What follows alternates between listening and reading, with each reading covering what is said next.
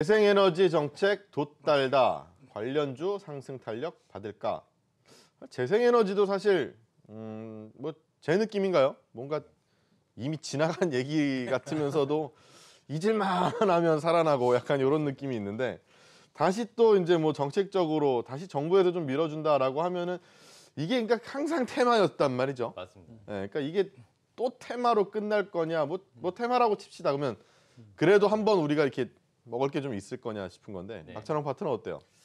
일단은 좀 단발성이지 않나 싶은데요. 또요? 네네. 근데 에이. 이제 이번 그 재생에너지 관련해서요 말씀을 드리면은 정부 그 정책이 탈원전의 그 방향성을 가지고 있습니다. 그러니까 탈원전을 하려면은 결국에는 이 부족한 에너지를 신재생 에너지, 즉 태양광이나 풍력에 의해서 충당을 해야 되는데요.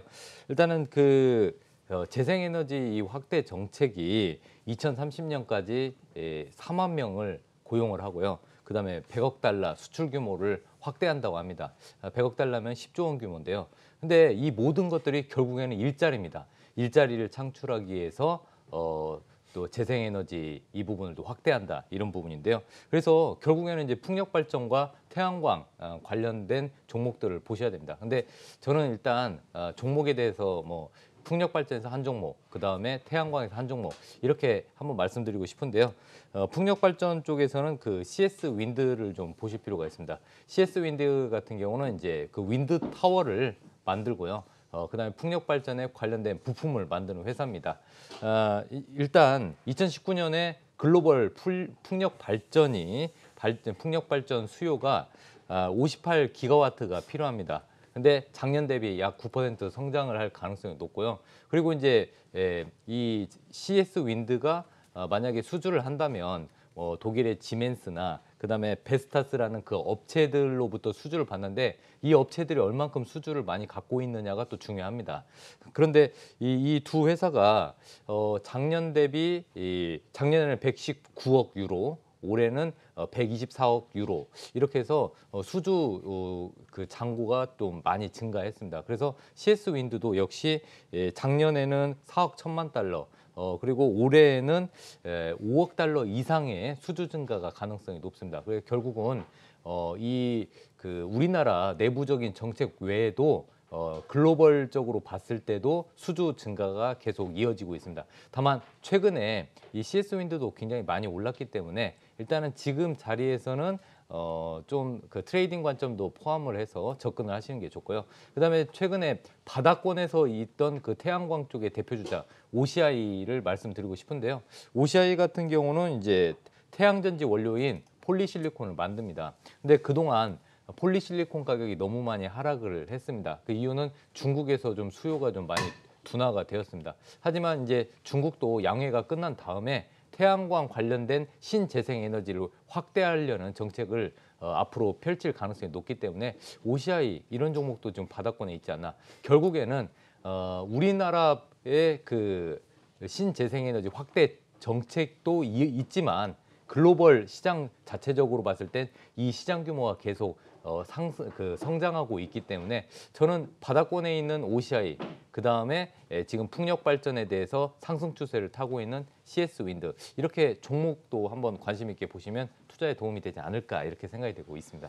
네. 자, 그리고 뭐 태양광 쪽에 거의 뭐 대표 종목이라고 할 수 있는 OCI에 대해서 관심을 좀 주자라고 했는데, 뭐 사실 OCI는 많이 떨어졌고요. 그렇죠. 네. CS 윈드는 이제 막 네. 많이 올라왔고요. 많이 올랐습니다. 자, 그러면은 둘 사이에 너무 간극이, 그러니까 뭔가 재생에너지라는 네. 그런 카테고리 안에 묶기에는 네. 서로 너무 달라서, 네. 근데 나라면 둘 중에 뭐가 낫다? 네. 저라면은 일단 선택한다면 OCI가 좀 낫지 않을까. OCI가 낫다? 네. 자, 알겠습니다. 태양광 쪽에서 조금 더 가능성을 보고 있다고 하십니다. 한옥석 파트너한테 가도록 하죠. 이 재생에너지라는 거 뭐 좀 전에 단발일 가능성이 좀 높다라고 박찬호 파트너는 얘기를 했고, 언젠가는 분명히 뭐 한 2200년쯤 되면은 엄청나게 인기가 많을 거라고 분명히 저는 생각합니다만, 네, 근데 이게 시작이 언젠지가 궁금해요. 근데 시작이 지금 될 수 있을까요? 네, 일단 우리는 이제 기본적으로 독일이라든지 일본이라든지 주요 선진국의 어떤 재생에너지에 비해서는 낮습니다, 비중이. 네. 그러다 보니까 일정 수준의 어떤 비중 확대를 할 수 있는 여력은 있다.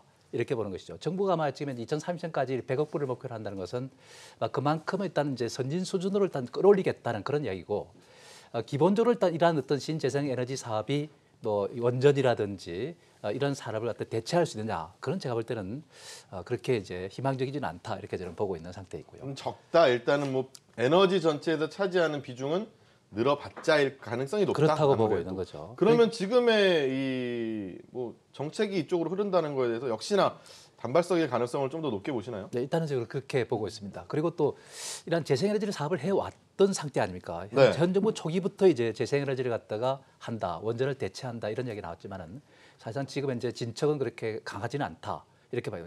지원 이야기가 뭐 어제 오늘의 이야기가 아니고 네. 자주 이제 반복적으로 나왔던 그런 이야기이기 때문에 사실 이제 보다 이번에는 좀 구체적으로 나왔다는 것이 좀 의미가 있다, 이렇게 이제 보는 것인데, 사실상 이제 그 실효성이 과연 얼마나 될 것인가에 대해서 우리가 좀 주목해야 되지 않을까 싶고요. 여기에 4만 명을 갖다 고용한다, 이런 이야기 나오는데, 뭐 2003년까지 4만 명이라면 그렇게 뭐 많은 것은 아닙니다. 차라리 이제 고용률을 늘리려면 다른 사업 분야에서 충분히 많이 늘릴 수 있는 기회가 많지 않을까 하는 생각이 들기도 하고요. 어쨌든 뭐 그러나 선진 수준을 일단 어느 수준을 높일 수 있는 그런 공간은 생겨 있기 때문에 그런 관점에서 우리가 좀 더 여유가 있지 않을까 하는 생각이 들기도 합니다. 그리고 또 그런 면에서 정책을 또 추진하는 것이고요. 어쨌든 제가 볼 때는 이런 것과 관련해 가지고 우리가 주목을 한다면 저는 한화 케미칼, 뭐 이거는 이제 주목해 볼 만하다. 제가 폭력에만 포커스를 맞추는 게 아니고 네. 석유화학분도 같이 있으니까 그런 점에서 일단 포트폴리오를 짠다는 관점에서 우리가 본다면은 이 한화 케미칼이 좀 유리하지 않겠는가 하는 생각이 들고요. 한화 케미칼이 최근에 좀 올라왔다가 좀 쉬고 있는 것이지만은 사실 크게 보면은 너무 많이 떨어져 있습니다. 사실 석유화학 부분이 요즘에 불경기이다 보니까 좀 좋지 않았던 것이 사실이었습니다. 그러나 이제 너무 가치에 비해서는 저평가돼 있지 않나, 이렇게 생각하고 있고요. 약간의 어떤 진통은 있겠지만은 그리고 이제 조정을 거치고 다시 또 올라가는 그런 모습이 될 것이고, 나중에 이제 플러스 알파로서 이런 신재생 에너지 부분이, 태양광 부분이 아마 또 긍정적인 이제 플러스 알파의 수익을 갖다 가져다 주지 않겠는가 하는 그런 기대감은 있습니다. 그러나 기본적으로는 이 하나케미칼은 역시 석유화학 부분이다, 이렇게 이제 보고 있는 것이고, 플러스 알파로서 일단 이러한 신재생 에너지 얼마나 또 가미될지 그걸 한번 지켜볼 일이다, 이렇게 봐야 되겠습니다. 네, 알겠습니다. 신재생 에너지라고 하는 것이 뭐 어찌 보면은 사실 하나케미칼한테는 곁다리라고 해야 될까요? 뭐 좀 부수적인 걸 수 있겠지만은 분명히 분위기를 타게 된다라면 또 지금 현재 저평가라는 국면에서 하나케미칼에 대해서도 좋을 수 있다라는 얘기 주셨고요.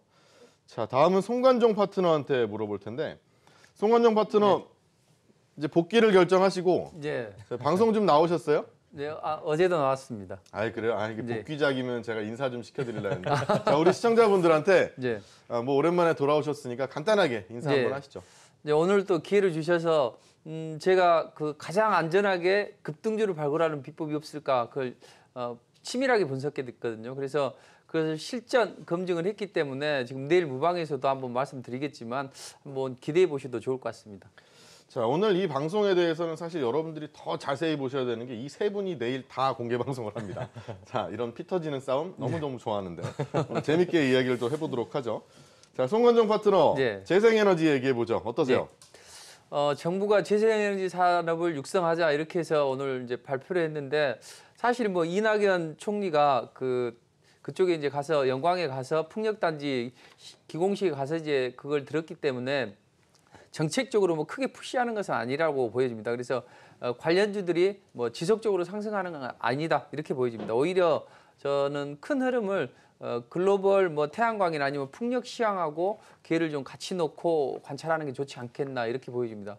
특히 풍력 시장 같은 경우에는 뭐 2020년부터 미국에서는 지금 태양광 보조금을 삭감하거든요. 그렇게 되면 수요가 지금 폭발적으로 늘어나고 있습니다. 근데 미국이 늘어난 만큼 또 중국은 또 정체를 받고 있거든요. 그래서 전체적으로 뭐 풍력이나 태양광 이런 쪽 글로벌 시장은 나쁘지는 않다. 다만 아직까지 뭐 바닥을 치고 점차 회복되는 수준이기 때문에 저는 아직 뭐 춘내 불사춘이다, 이렇게 보여지고 뭐 특별하게 관심을 갖기는 조금 이르지 않나, 이렇게 보여집니다.